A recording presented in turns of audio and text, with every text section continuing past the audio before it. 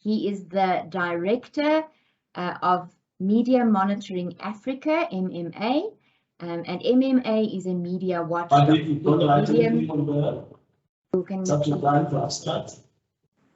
All right, let's quickly mute our participant over there. Wonderful. Sorry, MMA is a media watchdog, and William is an Ashoka and Link Fellow and has spent the last 27 years analyzing media and working to protect and promote media freedom. William is frequently interviewed for his expert views and analysis on a range of media issues, most recently regarding MMA's Constitutional Court victory to ensure that millions of South Africans don't get cut off from analog television. William has developed and worked on several hundred media monitoring projects looking at race, gender, and xenophobia. Over the last 5 years, William has been looking at online harms and led the development and realization of a world-first public complaints portal for online harms, Real 411. William is passionate about our Bill of Rights and the possibility all of us share of realizing South Africa's potential. William, the virtual floor is yours. Good morning, thank you. This is why I don't generally like sending through these bios. It's a little embarrassing hearing all these things. So I'm going to share my screen. I've got some slides here so that there'll be something hopefully a little more interesting than my voice. 2 shakes of a lamb's tail, and I'm hoping you'll be able to say yes, we can see this. Play from start. There we go. I hope you can see this. Yes, we can. Thank you, William. Okay, excellent. So I wanted to just start looking at some of the basic key concepts around mis and disinformation, and I know that they refer to it as fake news. We'll get there, but let's start with this. PNP, which stands for pizza, and you might be thinking, well, pizza and what goes well with pizza, pepperoni, but in fact, no, the answer is pedos and Hillary Clinton. And the reason I've picked on this as a very nice example to start off with is because it shows the real power and danger of mis and disinformation. So in 2016, that lovely man, Alex Jones, and I say lovely in the same way that standing in a pile of dog poo is a lovely experience, Alex Jones spread this rumor or this disinformation that Hillary Clinton, for some reason, was running a child sex trafficking ring outside of a pizza restaurant somewhere in New York. Now, that sounds completely and blatantly and utterly ridiculous, which of course it is, but the consequence of that was that this man decided that he would take his rifle into an automatic rifle into this restaurant to go and look for these children who had been trafficked there. Fortunately, of course, when he went through the restaurant, he found that, of course, there were no children engaging in being sex trafficked in a ring there, and neither did he find Hillary Clinton trafficking them.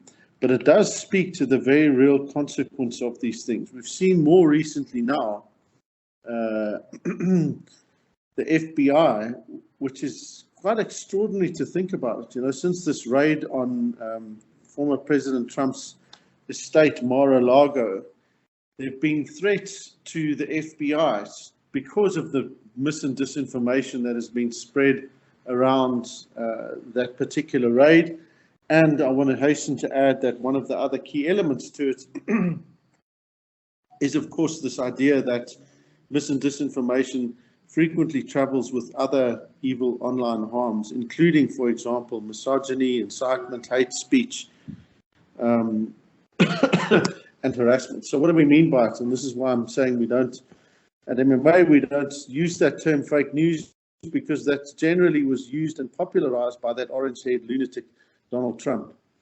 And he used it with a very deliberate political intent, which was to undermine the credibility of actual legitimate media. And that's something that is a very real challenge and a very real problem, and it spreads and in fact makes mis and disinformation worse. So even though this concept itself isn't new, you know, misinformation, disinformation have been used pretty much since people started fighting with each other. But what is new, of course, is the ability and the ease in which it can be spread, and the fact that anyone with a simple handheld device can now go around and spread it like it's going out of fashion. Often I'll talk about these things and interchangeably around mis and disinformation, but of course there we've got a nice definition. This is based on the EU definition that talks about it as being dissemination of false information with the intention to cause harm. We use a slightly different version of that on the Real 4-in-1 platform, but the key issue there is in that instance around intention and its ability to cause harm, as opposed to misinformation, which is dissemination of false information. So if you go and share something from a WhatsApp that you receive that says Donald Trump is in fact has been elected the president after the elections were declared false, and you share that, that's obviously false information, but you wouldn't be doing that with intent to cause harm. Whereas if you were Donald Trump and you spread the kind of things that he's been spreading, that is in fact disinformation. And to be clear, disinformation destroys democracy. Recently, we saw over the Covert Pandemic, and a lot of the content we've been dealing with over the last 2 years has been specifically focused on COVID. And that's because they recognized, the World Health Organization recognized, that we're not just fighting the epidemic, but an infodemic, right? Which spreads faster and more easily than this virus and is just as dangerous. So it's clearly recognized internationally. I'm not going to do that because there was a lovely introduction. So how does it work? One of the key elements of disinformation is that it has power because there's usually a grain of truth to it, right? If you think about the kinds of things that we've seen and heard in South Africa and the mis and disinformation campaigns that are there, there's some kind of element of truth to them, which is why they tend to resonate just a little bit, right? So when there's disinformation about COVID, there's some element of truth to them in terms of, let's say, the vaccines being as effective, or other drugs working or not working.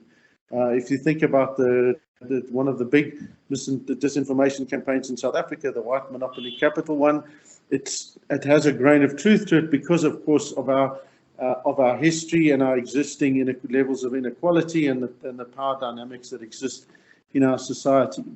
The second thing is that disinformation tends to make us angry, anxious, fearful, or uncertain. So if you get something, a post, a WhatsApp message or something that makes you do that, and that's done as a deliberate strategy for two reasons. One, because that kind of content is a lot more easy to share. It's more shareable. The algorithms for most of the networks platforms pick that up and it gets spread a lot faster. But it also helps to serve to help you jump over those logical leaps. So if you get something where you go and you say, Hillary Clinton is running a sex child trafficking ring in a pizza joint, it's just something that, even though on the surface it's quite patently, obviously silly, the fact that children are being trafficked by, a big politician, and of course children resonate, etc., those kinds of things help build up that idea. They make us angry, they make us fearful, uncertain. You think back to July 2021, the riots that we saw, people actively seeking to use social media to further incite, use disinformation to encourage other forms of violence. Why? Because it makes you angry, makes you fearful, makes you uncertain. Excuse me. One of the biggest consequences of disinformation, of course, is that it undermines our ability to act, to know, and trust.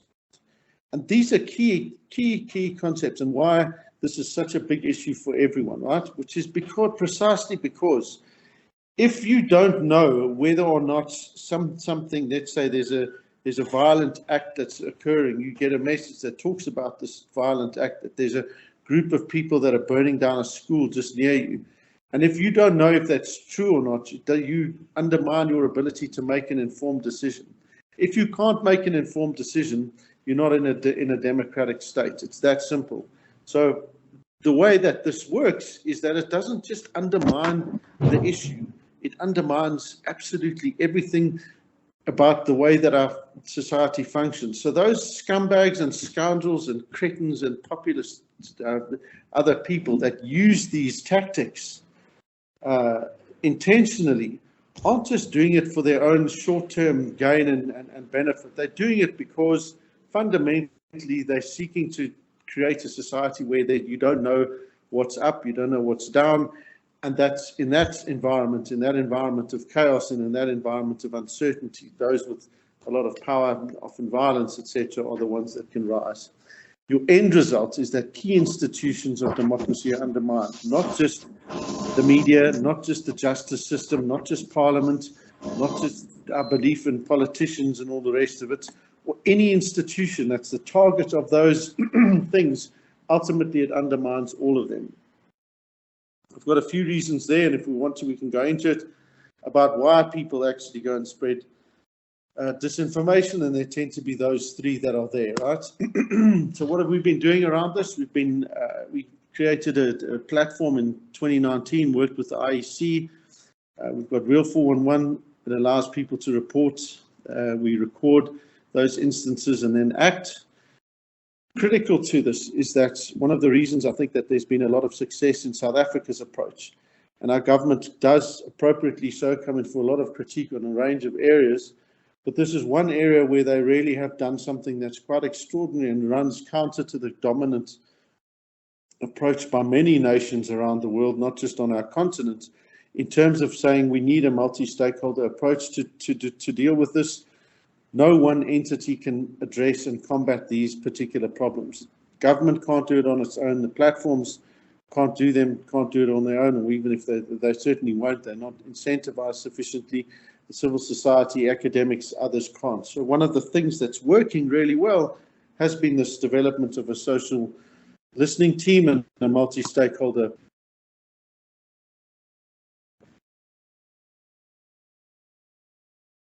approach.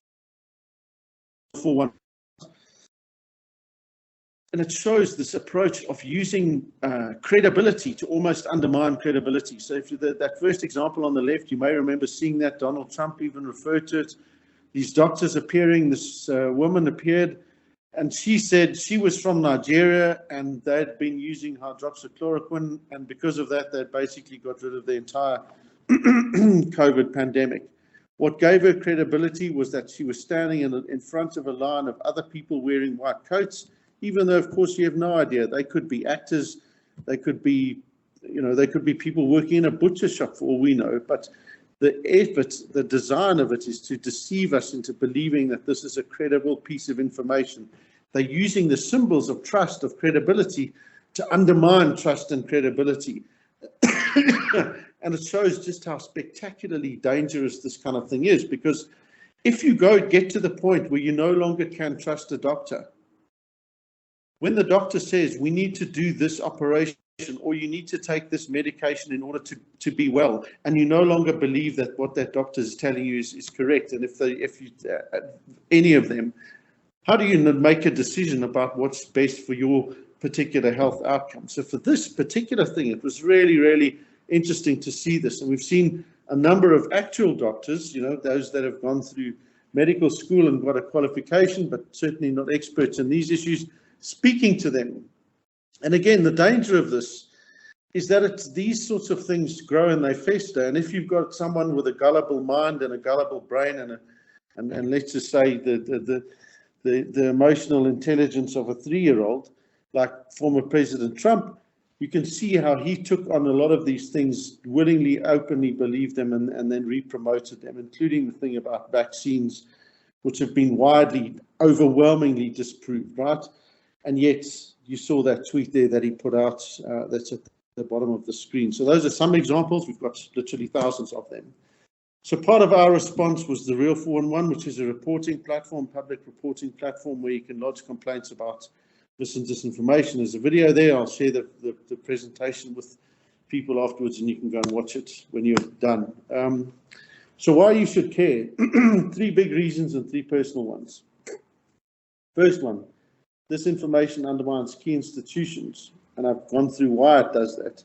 And that's okay, right? If you don't want to live in a democracy, or if you're interested in living in a failed state or in a dystopian world and environment like Donald Trump and many of these other idiot scoundrels clearly think that is appropriate, and that lying and just deceiving on a consistent basis, Boris Johnson is another, then that's all okay, right? Then that's fine. Then you don't need to care. But if you do care about those things, then you have to worry about it. The next thing is that you or your brand can become a target, and it's an increasingly common form of attack. No matter what the issue is, if your entity, your brand, your company, whatever it is, the institution can be linked to that, people will use that and they will spread disinformation about it, and the damage that causes, the trust that it undermines, takes years and years to undo that.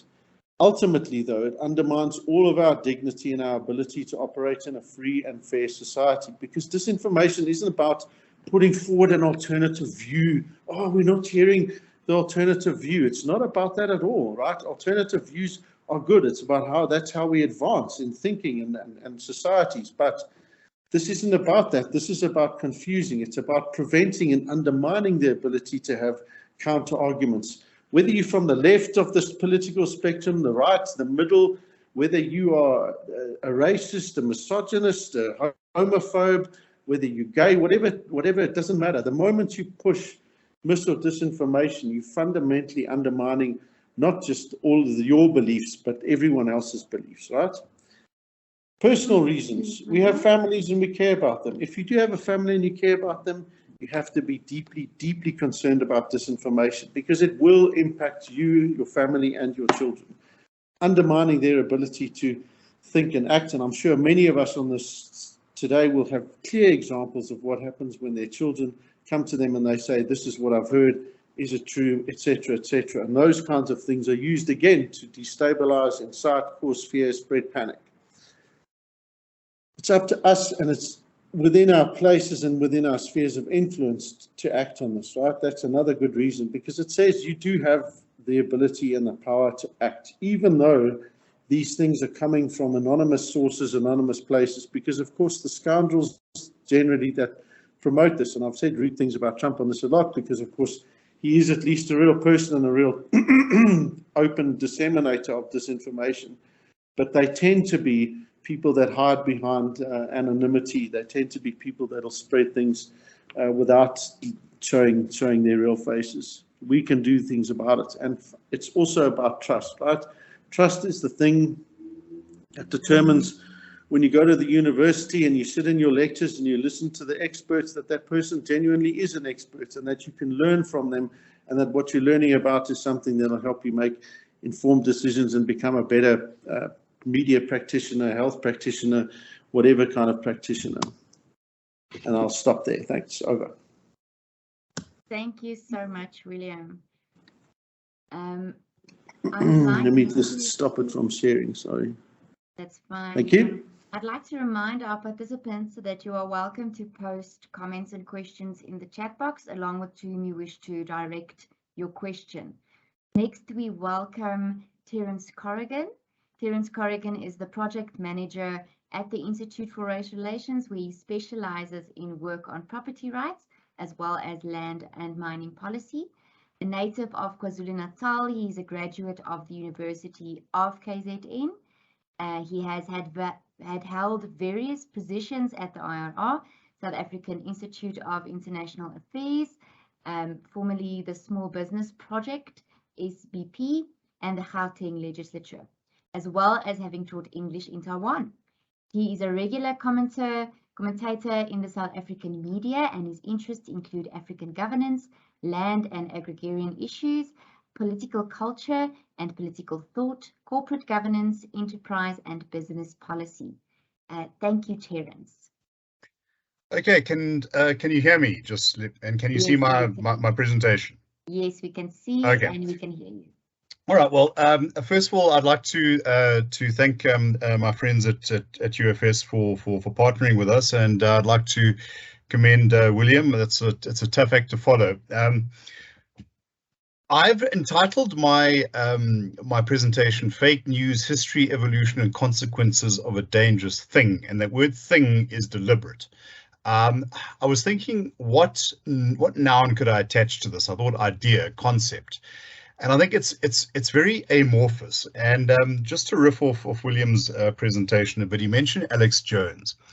And Alex Jones has a website called InfoWars. Now, not to offer endorsement in any way, shape, or form, but I think the phrase InfoWars is actually very evocative and captures something. The way information is weaponized, information, misinformation, malinformation, however you want to describe it.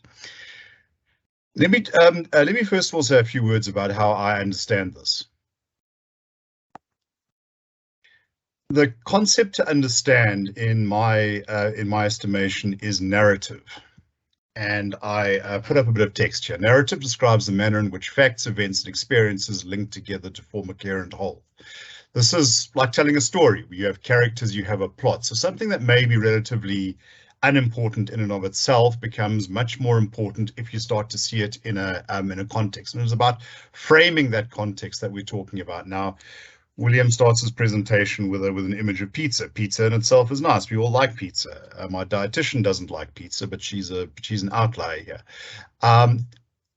When you start to attach pedophile, pizza parlor with a basement, pizza parlor as a front for something nefarious, that takes on an altogether more dramatic and more evocative meaning.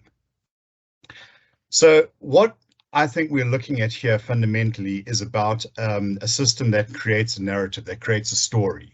What those stories may be is fundamentally what fake news, what misinformation. In fact, I think what a lot of politics is really about. So we have a narrative, an idea that I and a colleague of mine, Nicholas Lorimer, have written about, is the idea of motivated reasoning. That's the idea that if you hold a certain belief at some level, it's easy in your mind to start to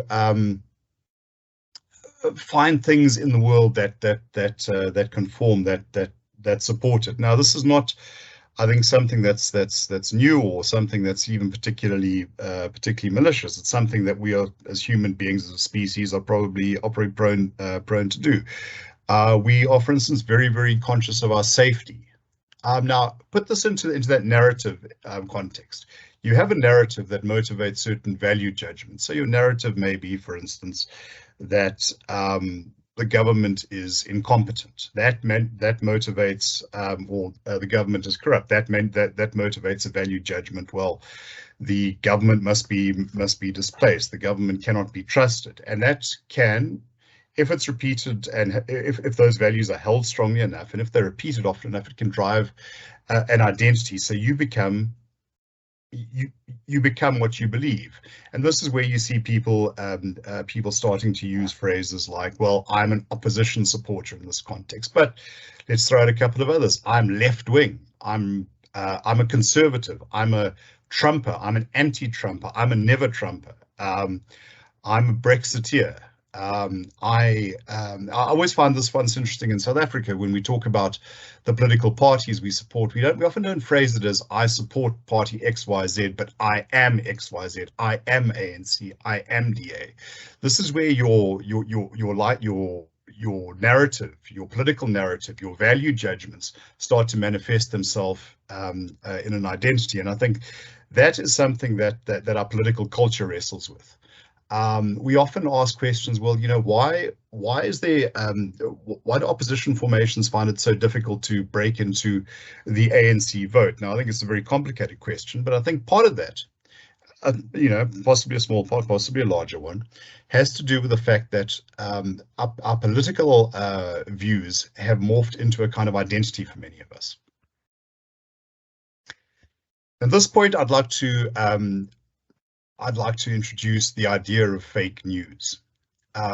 Cornelius Adenauer, a German political scientist, had the following to say: "You can't beat fake news because lies tend to stick if told often enough. And if you want to believe them, the brain at some point refuses to correct incoming misinformation, especially if it conforms to one's worldview. This is what I'm saying about motivated reasoning. That's how dictatorships are possible in the past and will be in the future. Trying to counter falsehoods can backfire because one way or another, you need to repeat the original allegation that influences people's perception, even if they know that statement is not true. And at this point, I'd like to make a comment. You know, we've come to associate fake news with certain events over the past decade, the Trump campaign, Brexit, whatever. I would like to point to something which I think is perhaps more important for the trajectory of politics globally, but possibly also less well acknowledged, and that is what I would call the authoritarian reassertion. In the 1990s, the idea that democracy was a global good to which all people and all societies would regard as their normative lodestone, that's fallen away. The states like China, like Russia, like Iran have been actively pushing against this. The idea that an authoritarian mode of governance produces prosperity, that it produces happiness, that it produces social order. These are things that can be deeply, deeply attractive. And dictatorships these days no longer necessarily have to have legions of brown-shirted stormtroopers. They can function very effectively with people in suits manipulating social media or putting their argument across. I imagine that for every criticism of an open society, the United States, Great Britain, or whatever, well, there are probably like 50 of those for every well-sourced criticism that you will find of a closed society like China, because it's very, very restrictive in the way that it allows its messaging to get out. So this brings me to my next point. Let's look at fake news as a species of instrumentalizing information. Now, this is neither new nor novel. This is not something, and as William said, this is not something that has sprung up recently. And I've broken it down into what I consider its three fundamental expressions. The first is entertainment. What you see here on the right is a picture of what the moon apparently looked like, according to observations made in 1835. There were these half bat, half goat creatures in this lush paradise. This was actually reported in a New York newspaper, the New York Sun, I believe. And at that stage, there was a great deal of curiosity for news about the world, and there was an astronomer actually working in what was then the Cape Colony in South Africa, who was observing the moon with an ultra modern telescope. And they knew that the information, the real findings, were going to take a long, long time to get to America. So they made up insane stories, which drove sales. On the left, you see the famous surgeon's photograph of the Loch Ness Monster. It turned out to be a hoax, but for decades, this was paraded as evidence of the existence of this aquatic monster. Propaganda. The infamous blood libel against the Jews, that William of Norwich, a child in 12th century England who was supposedly murdered for his blood. This became a major anti-Semitic trope, and still appears from time to time, not even necessarily in an explicitly Christian context. On the left, we see the Angels of Mons, a story that apparently angels appeared over the British Army as it was retreating in 1914. The origins of that actually were from a fictional story, but it was widely believed at the time and in the context. And British war propaganda found this a very useful thing to roll out. That heaven was on their side. That even as they were being beaten back, angels stopped the German advance. And the third is what I call self-actualization, and this is the idea of your truth. Someone like Oprah Winfrey, that is a very inspirational message that she gives to people. Speak your truth. Your truth kind of becomes a substitute for the truth or for empirically verifiable information.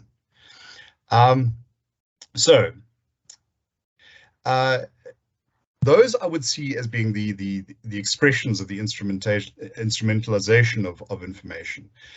How is fake news being driven? William's quite correct. It's the ability to do it through technology, that you can repeat something again and again and again. This is not new.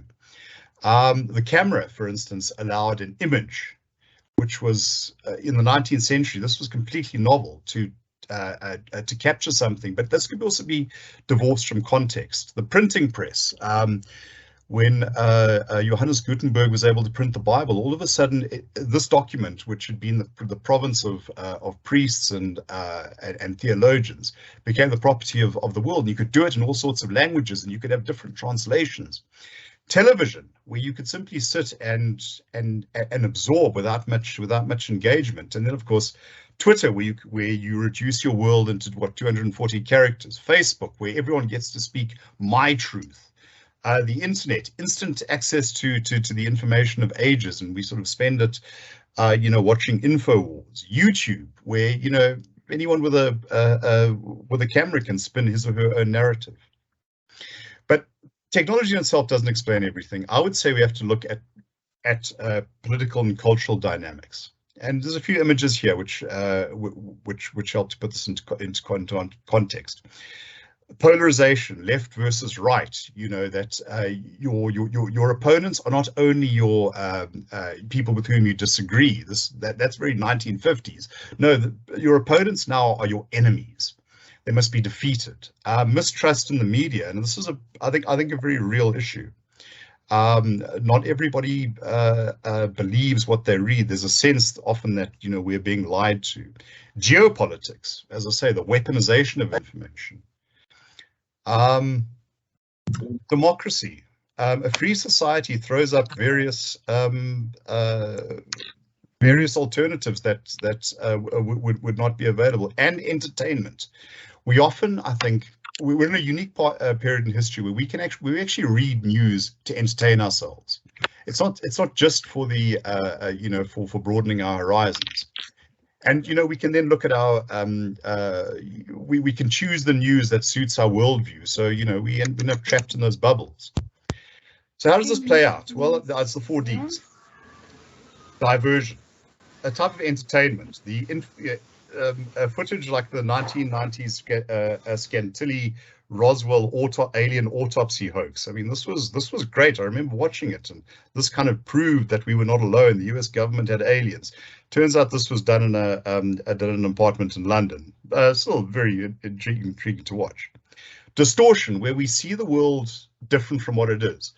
And the image there, Jay Dawson, Joseph Dawson died on the Titanic. He shared the name, the initial and the surname of Jack Dawson from the famous 1997 movie Titanic. And people will go to Fairfax Cemetery in Canada to lay ticket stubs and flowers on his grave. Basically, this is where entertainment has kind of become our framework for seeing the world. Division. The Covington Catholic kids, the Washington Monument confrontation, which became a narrative all of its own, which I think largely centered around the fact that one of the protagonists was wearing a MAGA hat. When one actually watches the full recording and starts to pull apart the initial reporting and the assumptions that were made, one discovers that there was an element of disinformation going on, and there's actually been some suggestion that this may well have been a sort of information attack. And finally, destruction. The Rohingya Genocide. Myanmar, Burma, call it as you wish. In 2011, only had about 1 million internet users. A decade later, it was 12 million. A lot of the narrative that was spread about the evils of the Rohingya, which became a major justifying force behind the state's crackdown and the subsequent genocide, was being spread via Facebook. Hence the term, the Facebook genocide. These 4 things together, it's a continuum, and a frightening one. So looking forward, well, how do we deal with this? I'm not quite sure, but let me put 3 ideas forward. First of all, Steve Tessich, a playwright writing in the left-wing journal The Nation in the early 1990s, he said that what was driving fake news was not just that evil elites were manipulating us, but that often this is what we wanted. We looked to government to protect us from the truth, and I think that there is a great deal of truth to this. That often we look to powerful interests to protect us, or we simply don't want to face difficult or uncomfortable choices. This is a failure of us as citizens, or a failure to utilize our democratic citizenship.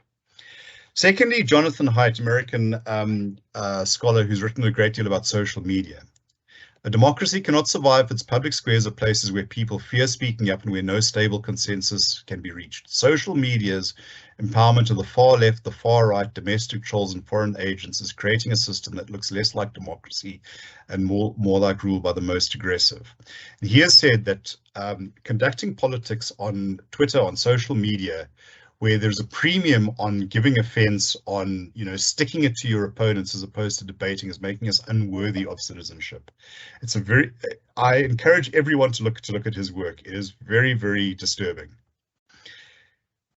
And finally, this is a comment by an American media professor. She talks about yellow journalism. This was the kind of lowest common denominator stuff that existed in the 1800s, as more people were becoming literate, and news is being consumed as a form of diversion, as a form of entertainment. So, but that started to fall apart as people demanded better, more high quality news, as people wanted to be properly informed.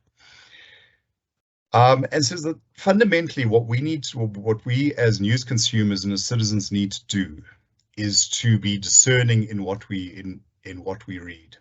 And if we are willing to reject the sensational, if we are willing to step outside our comfort bubbles, to look at alternative explanations, to be willing to let analysis overshadow, as I think it should, outrage, perhaps fake news will also wither away.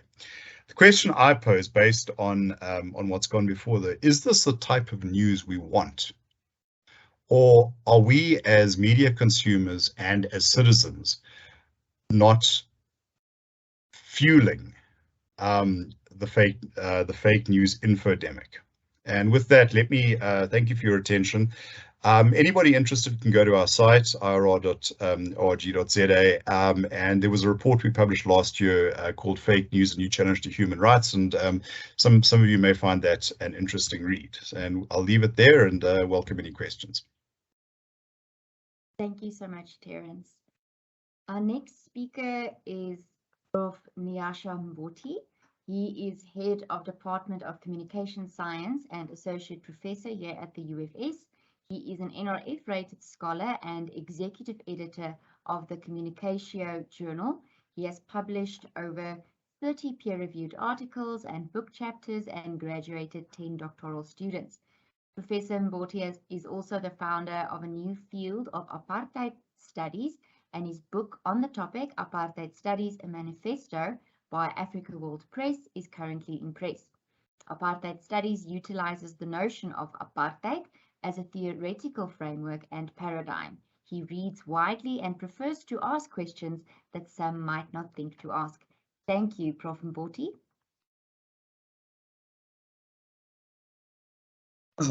Thank you so much, Auta. I don't know if my screen is being shared. Yes, it is. Oh, fantastic. Oh, fantastic. Thanks. So my topic is going to be about the issue of communication policy, which we don't really deal with a lot, whether from an educational point of view or even in the context of what my esteemed colleagues have already presented. The issue of policy is actually the issue. It's actually what is going on, yet it is in the background, and therefore there's a moral panic around fake news because people do not want to get into the policy issues. And then I'm, of course, going to define what I mean by policy and speak a little bit about fake news itself as a phenomenon or non-phenomenon. So,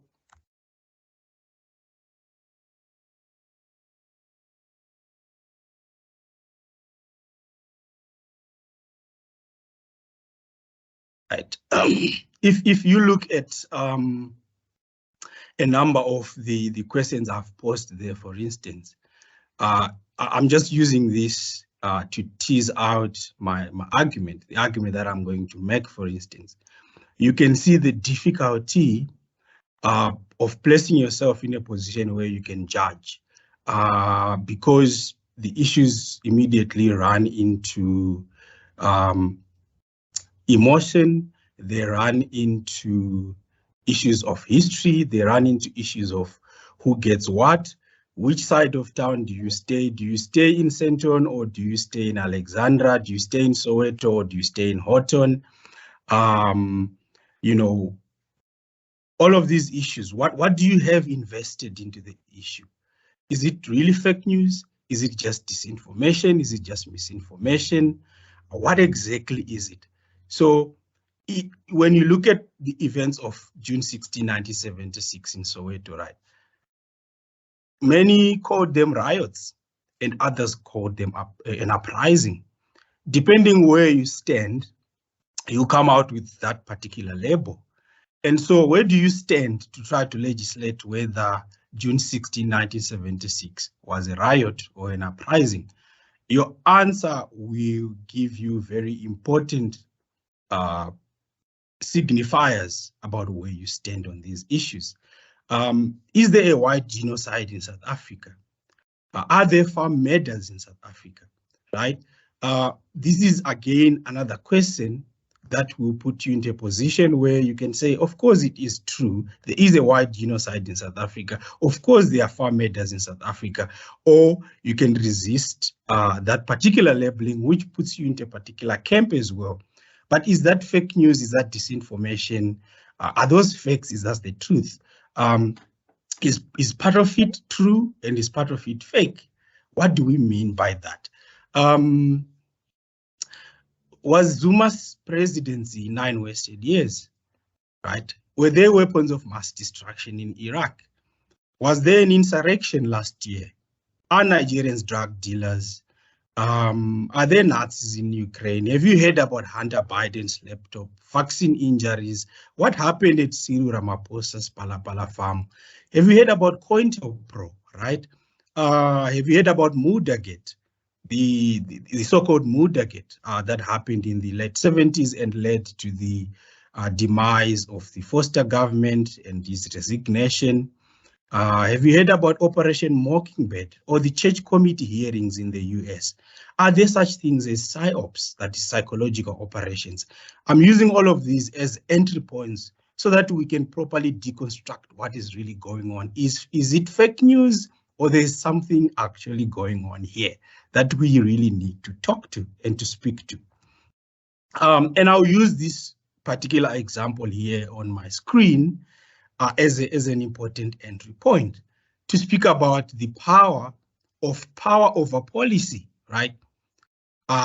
So early this year, in March, Facebook decided that they were going to waive their policies to allow for hate speech, to allow for things that they don't normally allow, right? So if, for instance, you call for violence against Russians, normally their policies would say, no, this is wrong, we cannot do it. If you call for death of a Putin and so on and so forth, they would normally say, no, you cannot do it. But then Facebook decided that, of course, this is a special situation with a particular context here of war in Ukraine, of conflict in Ukraine. So we are going to waive those policies. This is a very important element that we need to return to in thinking about what really is going on here. Because when you have a policy, and when you have power over policy, it draws our attention to what exactly is going on here. So even if we decide that fake news is bad, here's a situation where Facebook can decide that, okay, but some fake news is useful, right? We need some fake news. Some fake news is actually good in a particular context. Some fake news is for my side, right? If my side is benefiting, of course, it might be bad for that other side. It might be bad for them. But for our context, for our particular interests, actually, let's let it go, right? And here is a second example from just a few days ago. And this chap called Mikhail Podolyak is an advisor to the Ukraine president and to the office of the president. And if you had been reading the newspapers, if you'd been listening to the news on the issue of Ukraine, there has been headlines about the counteroffensive on the Kherson region in Ukraine. And this is in CNN, this is in BBC, this is in the Mail and Guardian, and this is on our mainstream news. And so Mr. Podolyak came on the onto Twitter, and he was quoted as saying the following, right? That the statements about the counteroffensive are an information and psychological operation, right? He says, oh, of course, today all public comments are part of this psychological operation. We need to demoralize the Russian army. They must understand that there will always be a territory of fire here. The point here is whether or not he's lying, whether or not he's telling the truth, we cannot know. But what it does is it brings to the fore the issue of psychological operations, that when there's a particular context, people actually carry out psychological operations. In the military, they teach about psychological operations. It is actually a skill, right? The better you are at psychological operations, the better it goes for you on the battlefield. So maybe the issue becomes when you take psychological operations onto the private domain, when you take it into the ordinary world outside the military battlefield, does it become fake news? Or do these technologies and these skills from the military domain actually apply in everyday life as well? But if all the news we've been hearing about the ghost of Kiev, about the war in Ukraine, if a lot of the public statements we've been hearing are actually psychological ops, then what is true anymore? How do you tell what is true and what is not, right? So if you look at how we do research in media studies, in journalism, research into fake news is dominated by what I'll call the disinformation, misinformation paradigm, where disinformation is defined as when you spread false information intentionally, right? So the issue is about intent. But of course, there's a problem there in terms of proving intent. How do you prove intent? Misinformation is defined as false information that you share without realizing that it is false or misleading. And typically, and as we've heard from my previous colleagues, they generally treat fake news as a subset of disinformation. And very interestingly, this disinformation, misinformation paradigm, was framed, has been framed for over 100 years. And I think one of the earliest texts to frame these issues is one by Walter Lippmann, and we teach it, every journalism student would know these sources, called Public Opinion, where we actually get the definition of manufacture of consent. The issue of public opinion from these sources, there's nothing conspiratorial about it, about manipulating public opinion, about the manufacture of consent. In fact, according to Walter Lippmann and Edward Bernays, the so-called father of public relations, this is actually how you govern democracies, right? Through manipulating public opinion. And so this is how fields like public relations and marketing and strategic communication, they actually arise. They do manipulate information, but because they are professionalized, they are not someone who is randomly on Twitter so spreading disinformation, quote unquote, because it's professionalized. Public relations is not seen as a problem, for instance. Edward Bernays in Propaganda, published all the way in 1928, close to 100 years ago, talks very candidly and openly about how he was contracted by, for instance, American Tobacco to make smoking cool. And newspapers picked it up and they published pictures. They linked women smoking to women's liberation and so on and so forth. He was contracted by DBS, for instance, to make diamonds become a girl's best friend, to make diamonds central to a marriage proposal. And he talks about how it is easy to manipulate public opinion in ways that are hardly detectable. And he was the same person who wrote about public relations. And finally, all journalism students would be aware of the 5 filters by Herman and Chomsky in Manufacture of Consent, where they actually use the definition of propaganda by Walter Lippmann, Manufacture of Consent, to talk about the 5 filters that govern media. So for me, there are 2 epistemological issues here. The first one is... No problem, thank you. The first one really is that there can never be a universally accepted definition of fake news, right? There are only arbitrary definitions.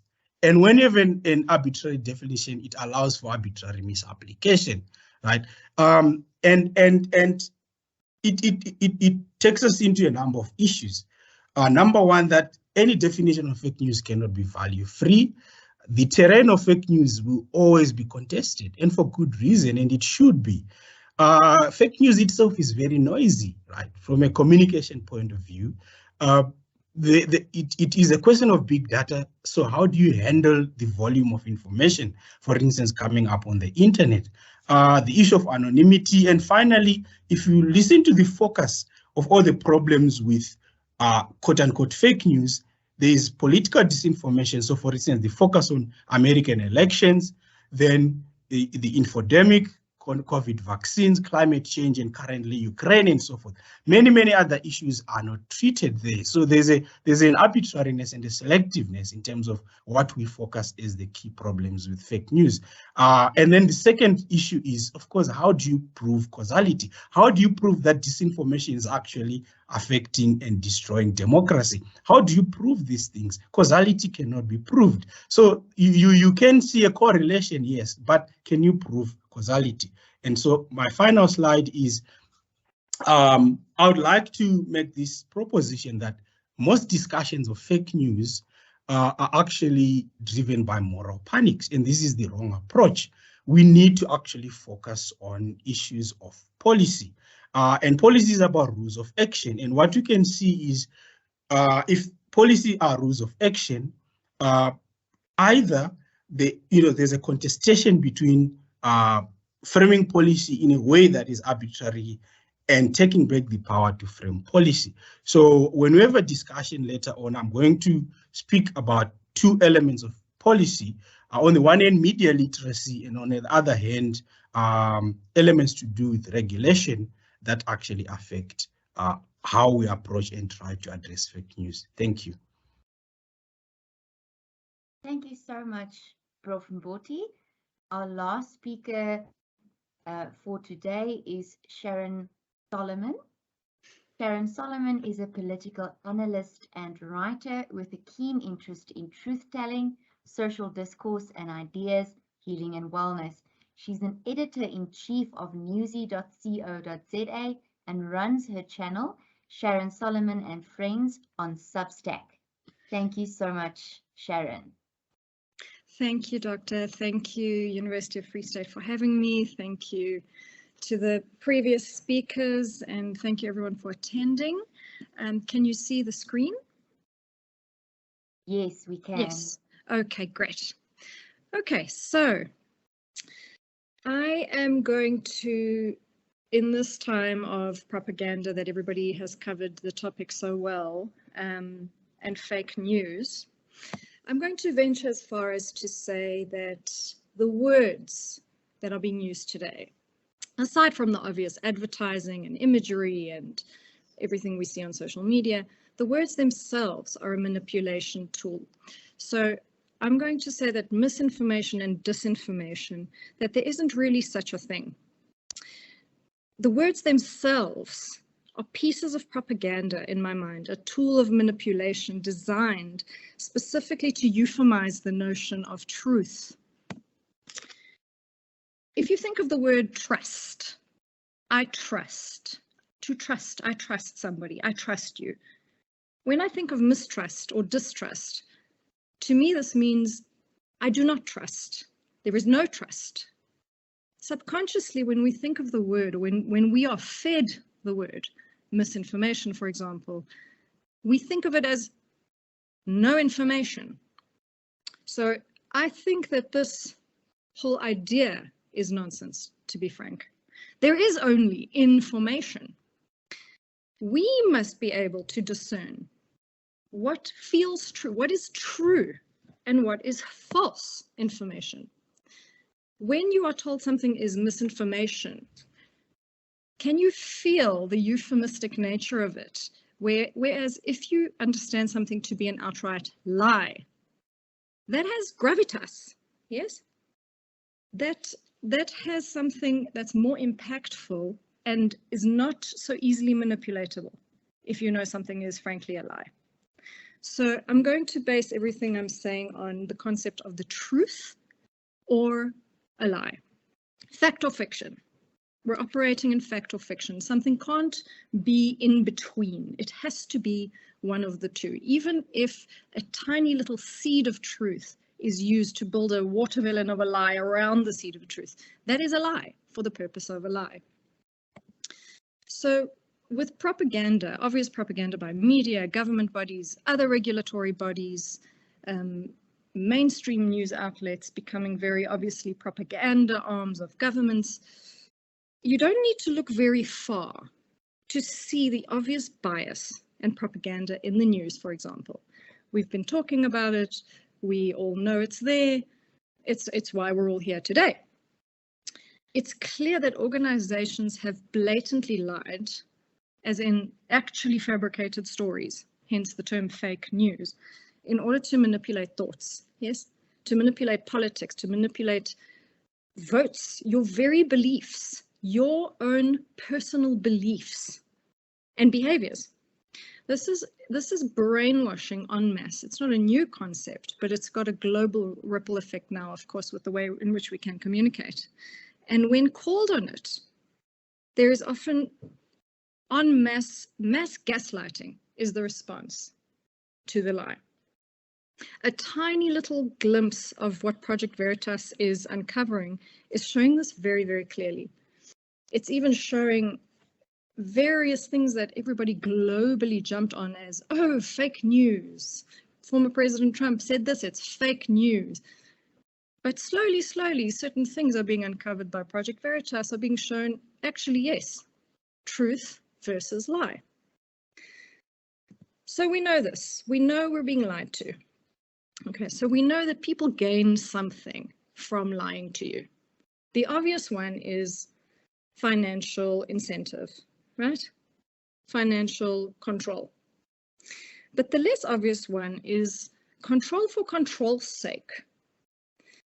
Many people out there are very uncomfortable with other people's freedom, with other people's pleasure, joy, freedom, liberty, ecstasy. Some people are very uncomfortable with this. And instead of being comfortable with being uncomfortable, which is where the only place where people can grow at all, they need to remove the thing that they deem is making them uncomfortable. And by the way, nobody can make you uncomfortable, right? So abusers do this, right? Narcissistic abusers do this. They lie in order to rattle their victims and shatter the confidence. So it makes the victim sort of shaky and unsure and unable to trust their own instincts, their own feelings of things. So the purpose of this control is to disintegrate one's victim. So remove the thing I believe has made me uncomfortable. This is one of the things that is the premise of every social disaster in history. And it's as follows. If you do not do the thing that I believe will make me less fearful. You are selfish, bad, other, diseased, dirty, lesser than, deserve not to exist. It's copy, paste, copy, paste, copy, paste, right? So don't get rattled or confused. So we know this is happening, but now what? Now what? I'm going to focus mostly on how do you know you're being lied to, and how to even spot if you're likely brainwashed. Yes? 3 things have to be in place for you to be 100% sure you're being brainwashed. And the first thing is this: the topic is mainstreamed in such a way that you are afraid. This can be anything, but you'll see it everywhere, right? Diseases, the climate, the earth itself is going to end. Whatever it is, the topic is such that you are fearful. The second thing that has to be in place is that other people get to enact rules, policies, laws, which directly affect your life, direct impact without your say. The third thing that has to be in place is actually you find yourself willing to part with your lifestyle or some part of your life or money for this cause, for this topic, for the greater good. I'm going to venture to say too that this is the greatest lie in full operation today. This idea of the greater good. There is no such thing as the greater good. The lie is that you have to be less, go to less places, eat less, expand less. Your very footprint has to be less for the world to benefit. So this brainwashed notion for many, many decades that humans are some sort of a virus feeds into that, right? Nature does not operate in this way. Greater good. I'm about to trim my roses now. It's going to come towards spring. And when I cut the roses off the bushes in my garden and fill all the vases in my house, the rose bushes give more and more and more. I take more, I tend more, they give more begets more. That is the nature of abundance. That is life force. That is nature. Less begets less. If you are being told by anybody to shrink yourself for the greater good, you know it's a lie. If you cannot take care of your heart and expand your own self, your own love, your own soul, your own home, there isn't a greater good around you benefiting from you. So this is a great, great lie in operation for all of us. So these 3 things, you are fearful, other people get to make rules that affect your life based on this topic, and you find yourself willing to just be abused for the greater good, 100% you've been brainwashed. There is no way that these 3 things can be in place and you have not been lied to and or brainwashed, right? So outside of being rattled into brainwashed beliefs, before it becomes a mainstreamed thing, how else do you know you're being lied to? My question to you will be, how do you immediately feel in your body when there is a lie? Start to notice this. Move out of your head and sink into your heart and actually feel the thing before your brain comes in and says, oh no, nobody would do that. Just feel it. If you're being lied to, you're going to be bored or confused, or both. Monkeypox is a great example of this. I was immediately bored, confused. Oh, please do not even start. Yes? This is so because the truth is interesting. The truth is connecting. We need a connection to have community. It's how we commune. We know what the truth actually feels like. It's where the phrase rings true comes from. But it requires being present in your body with confidence. It requires trusting yourself. It requires esteem without people rattling you.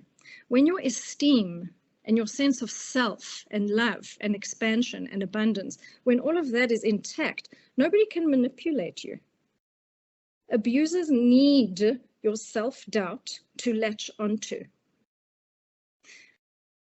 There's something in truth telling, and you know this aside from media. I mean, we know this one-on-one when we talk to someone.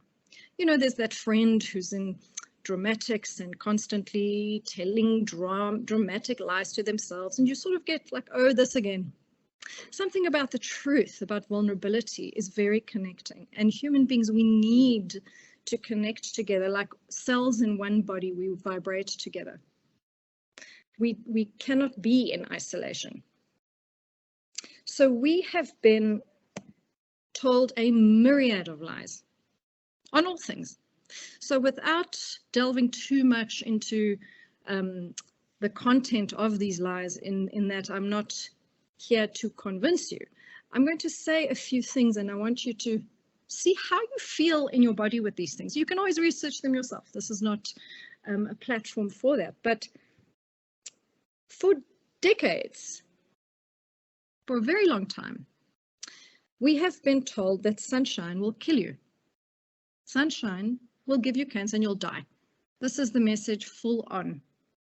But just step out of, unplug from that message and that belief and take a look at what does sunlight do to everything it touches, to plants, to crops, to animals, to mold. Yet we're the only living creatures on Earth that are going to die from the sun. If we do not get sunlight, it affects our health very, very badly, drastically. Go take a look at what sunlight does to your circadian rhythms, to your microbiome, to when your eyes hit the UV lights in the morning sun, what it does to the rhythms in your body, to everything. Just check out how you feel when you're in the sun and how does it make sense in your body? Does it feel like the truth that the sun is going to kill you? I'm not saying go outside and be burned. I'm saying just check in with how this feels. Cholesterol, another big one. We need animal fat. Female hormone systems without animal fat have some serious problems. I asked an endocrinologist after I saw some studies coming out about this, and the explanation to me was, oh, no, don't worry about that. You must worry about the diameter of the cell itself going through. The whole thing, the whole explanation given to me felt a little ludicrous. If something like grass-fed, full-fat butter that feels so good when you eat it, we're told is going to kill you, it's another thing that doesn't make sense to me. The sun, cholesterol, carbon dioxide. Thank you. Carbon dioxide. Your crops, your plants, your trees need carbon dioxide. We need them. Something about the carbon story doesn't make sense to me. The end of the world. I remember as a child and as a teenager, Al Gore genuinely frightened me. I was very, very fearful and willing to part with money for the greater good and willing for, the whole thing was in place for my brainwashing. We have come and gone from the end of the world about 4 times and nobody's called them out. Go check. The homework is to go check how it feels in your body. What feels like the truth to you when you are fully in your esteem and in connection with nature around you. Thank you so much for listening. That's me. Beware of anyone informing you of why you are in imminent danger and how they're going to save you from that danger. See how you feel the moment you're told that. So thank you for listening. Thank you for being here. You can contact me on my Substack channel or on newsy.coza, and I'll appreciate hearing from you. Thank you so much, Sharon. Now we will have about 20 minutes of Q&A. So I invite all of the participants to please post any comments or questions in the chat box as well to whom they wish to pose their question to. I see we already do have a question from David Ansara. I'm going to read it. There's a lot of mis and disinformation out there worth exposing, but we must also scrutinize the official sources of information. We must ask, what interests are the gatekeepers of the official narrative defending, and what agenda are they advancing with these narratives? Governments and related agencies are frequently wrong or deploy disinformation tactics themselves, aka propaganda, often label often the label of misinformation is used to silence opponents or sideline those trying to hold government to account. I see William has already answered David in the chat box. Again, William, would you like to venture an audio response as well, or any of the other speakers? Yep, sure. Thanks. Thanks for a Wonderful. really illuminating session of fascinating presentations. And yeah, I've been very interesting. I'm looking forward to engaging on some of the queries and critiques leveled. I think just in response to David, I said in my quick replies, and I was sorry for reposting them, but I think that we do need to query, power. Obviously, you need to query voices and sources of authority, check what they say. I think, the Prof hinted at that, saying we need to talk about media literacy as a great skill for empowering people. And of course, governments and figures in power and authorities will use that to try and persuade you of those things. But I think there is a significant difference between propaganda and mis and disinformation. And that is also different from people that are seeking to persuade you of particular ideas and issues, and that there is a difference between knowing what's real and what isn't real, and it is important to cling to that idea, because if we don't, then we lose the ability to know what it is we're actually talking about. Thanks, over.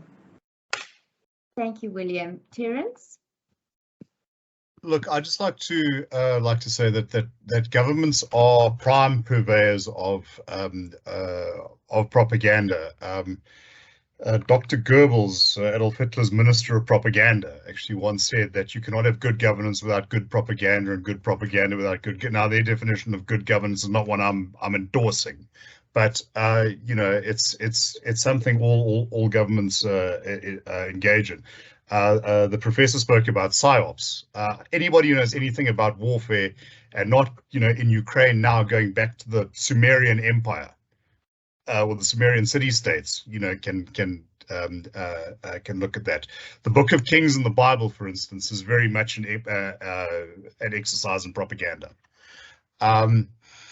What I do think is that sometimes we have a tendency to, let's say, excuse misinformation if it comes from sources we like, or if it accords with what we agree with. I remember, and I wrote quite extensively about this. You can Google it. Donald Trump tweeted about seizure of farms in South Africa, expropriation without compensation, and I agree that let me just put my cards on the table. I've opposed this doggedly since 2018, so I've got a dog in the fight. But I remember News 24 had this thing on their site, Truth Matters.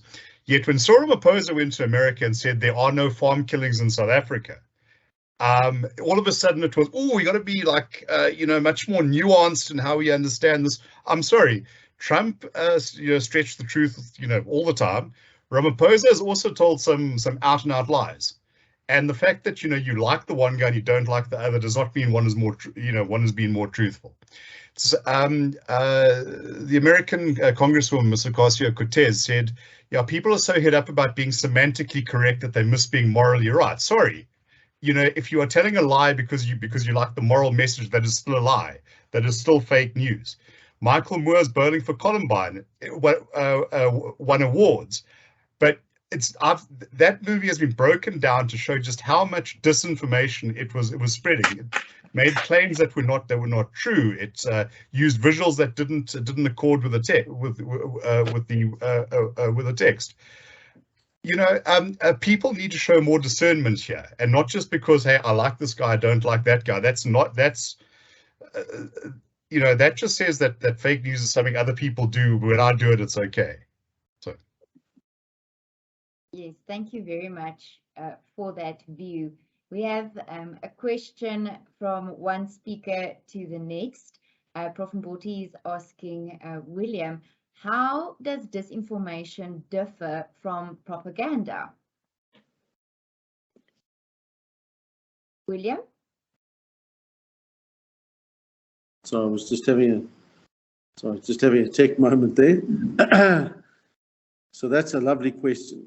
So I guess, and I'd be interested to hear the Prof's view on this, because of how he talks about fake news. And I think that's, so certainly the way we operationalize this, right? And I also support his critical views on policy issues and how to address this in a policy perspective, is that disinformation, if we understand that as information that you deliberately disseminate in order to cause harm, that can be propaganda, and it can also not necessarily be propaganda. So propaganda, if you think of those Venn diagrams, there will be points at which those two concepts and the content itself can spread over and across each other, right?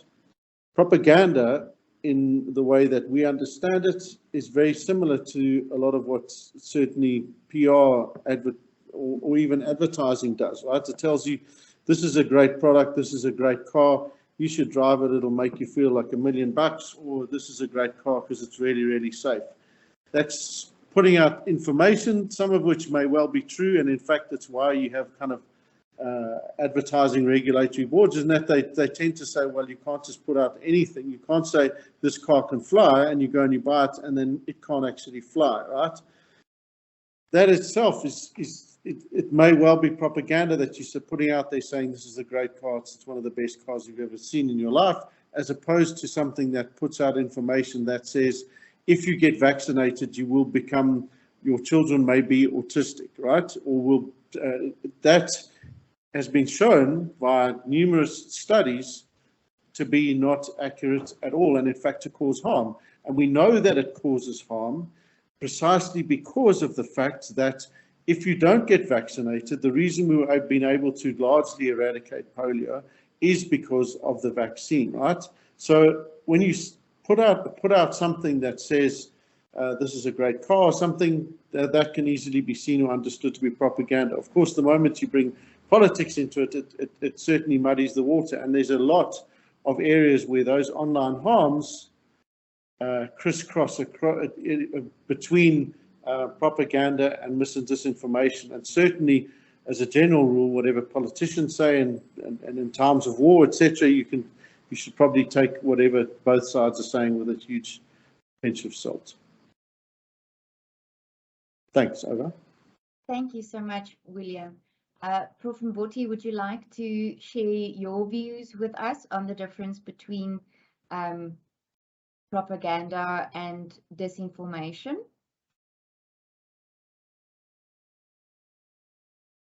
Yeah, I would like to share quickly. I don't know if you can see my slide. Yes, we can. All right. So the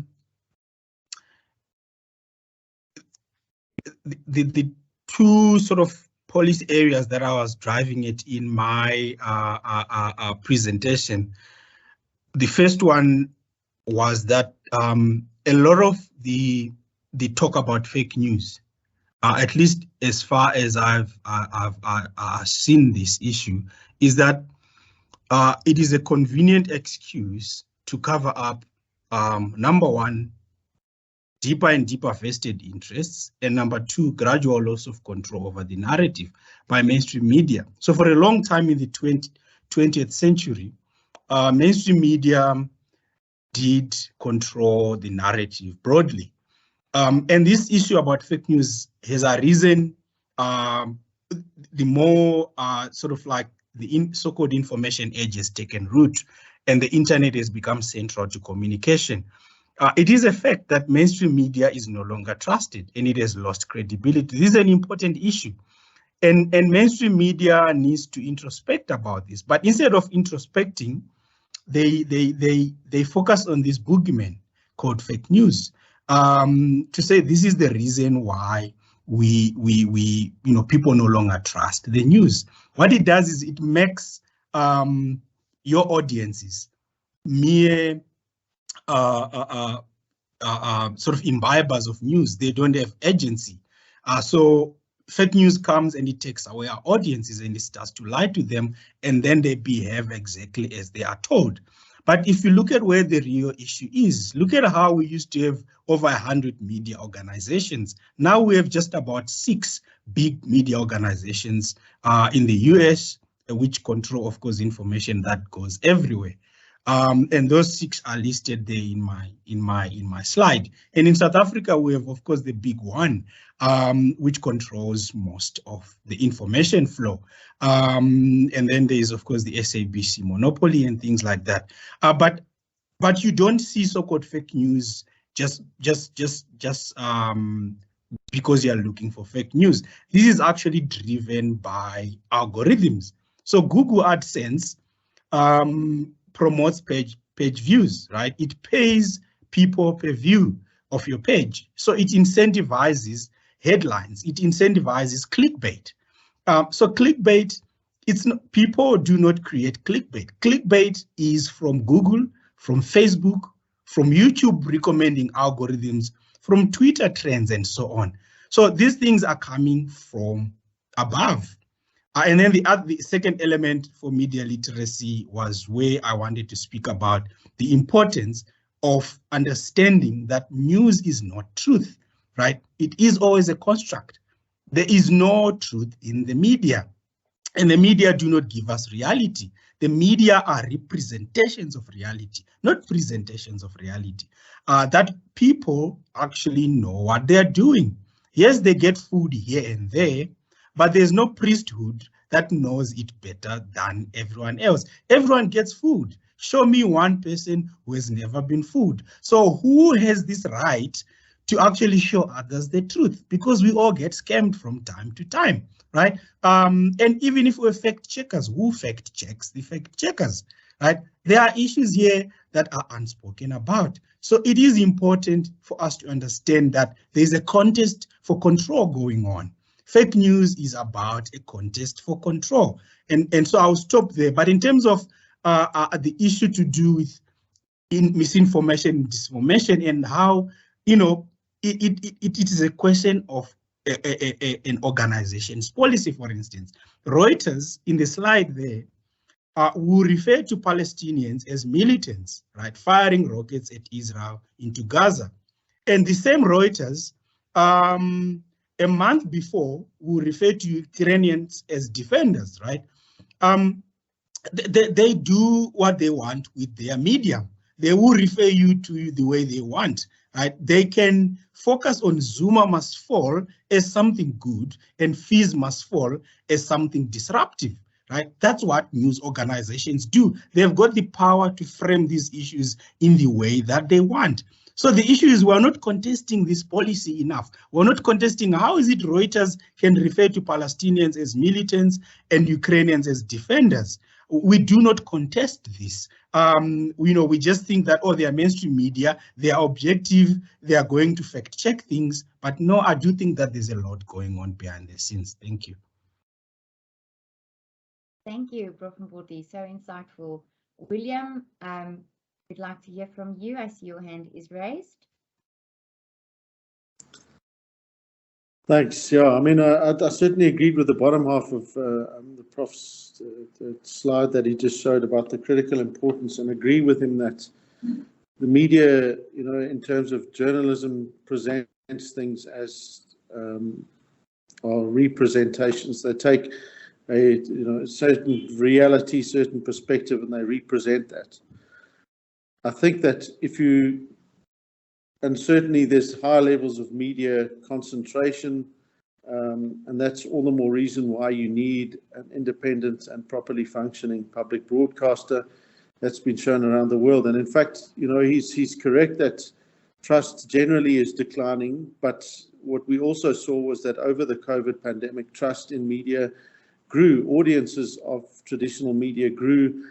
Certainly that was true in South Africa. Certainly it was true in Western Europe and North America, and the UK as an example, right? And that's because in as much as they are, and I don't think that, well, I would hope that none of them claim to tell you the full truth of things. They present a perspective and they share a sense of what's there. The difference between what journalism does as opposed to what someone with a device may claim to be doing is that there are those professional standards and ethical standards that are, broadly speaking, you know, if you look at codes from Press Council and you look at the various codes that they use and adopt around the world, you'll find that many of the concepts that they speak about there are common to them. And there's a level at which that if they do something wrong and you can demonstrate that to them, they will correct that, right? And so it sets up a system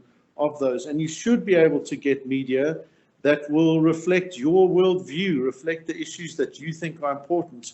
If you're living here and you are a non-South African person, you may have a very vested interest in understanding news from whichever country you come from.